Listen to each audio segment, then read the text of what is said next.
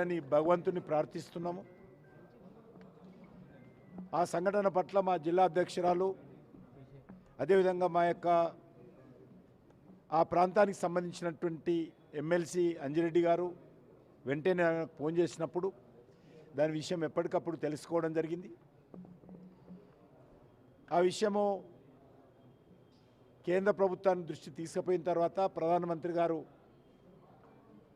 కేంద్ర ప్రభుత్వం నుంచి చనిపోయినటువంటి వాళ్ళందరూ కూడా 2 లక్షల రూపాయలు, ఆసుపత్రిలో ట్రీట్మెంట్ పొందుతున్నటువంటి వాళ్ళందరూ కూడా 50,000 రూపాయలు వారు మంజూరు చేయడం జరిగింది. నేను ఈ సందర్భంగా రాష్ట్ర ప్రభుత్వాన్ని కోరుతా ఉన్నాను, 2 సెక్టార్స్లలో ఎల్లప్పుడూ పూర్తి స్థాయి పర్యవేక్షణ ఉండాలి. ఒకటి, ఈ యొక్క హైదరాబాద్లో ఉన్నటువంటి అనేకమైనటువంటి గోడౌన్స్లో కావచ్చు, పెద్ద పెద్ద భవనాలు కావచ్చు, వాణిజ్య భవనాలు, వాటన్నిటిపైన పూర్తి స్థాయి పర్యవేక్షణ చేయాల్సినటువంటి అవసరం ఉంది.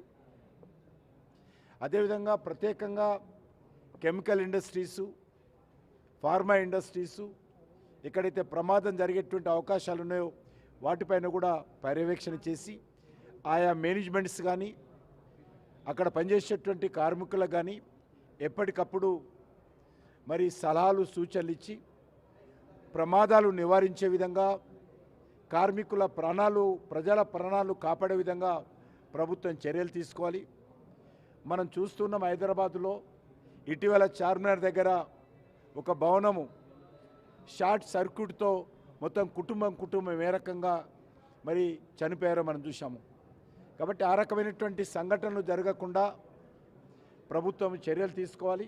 ఇది రాజకీయాలకు అతీతంగా అన్ని పార్టీల వాళ్ళము మరి ఈ రకమైనటువంటి సంఘటనలు జరిగినప్పుడు మరి బాధితుల పక్కన నిలబడతాము. ఈసారి కూడా అదేవిధంగా మా జిల్లా అధ్యక్షురాలు నేతృత్వంలో అక్కడ ఉన్నటువంటి కార్మికులకు అన్ని రకాల సహకారం అందించే విషయంలో వాళ్ళు ముందు ప్రయత్నం చేస్తూ ఉన్నారు.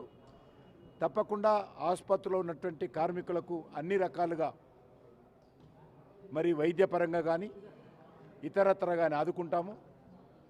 ఆ చనిపోయినటువంటి కార్మికులు ఎక్కువగా ఇతర రాష్ట్రాల వాళ్ళు ఉన్నారు. ఆ రాష్ట్రాల్లో భారతీయ జనతా పార్టీ ఉన్నటువంటి కార్మికులకు అన్ని రకాలతో కూడా మాట్లాడి ఆయా కుటుంబాలకు అన్ని రకాలుగా సహాయ